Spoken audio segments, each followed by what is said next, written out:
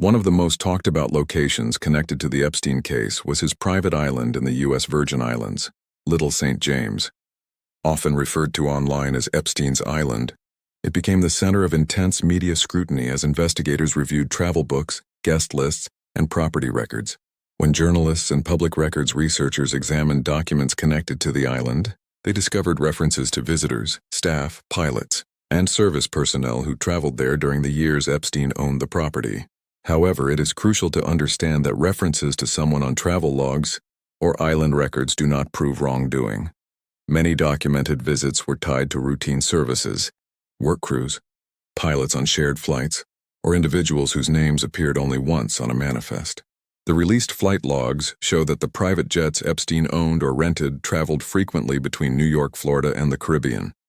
Some logs list passengers by name, but in many cases, these entries simply indicate that the person was on a particular flight, not necessarily that they visited the island itself. In other cases, shipping manifests and hotel bookings show contractors, delivery personnel, and local workers listed alongside more recognizable names. Investigative reporting and public documentation emphasize that these lists are complex and can include individuals who had no personal relationship with Epstein.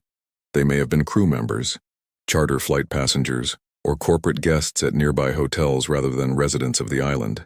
Because of this complexity, media outlets and fact-checkers repeatedly caution against assuming guilt based solely on a name appearing near Epstein's Island records.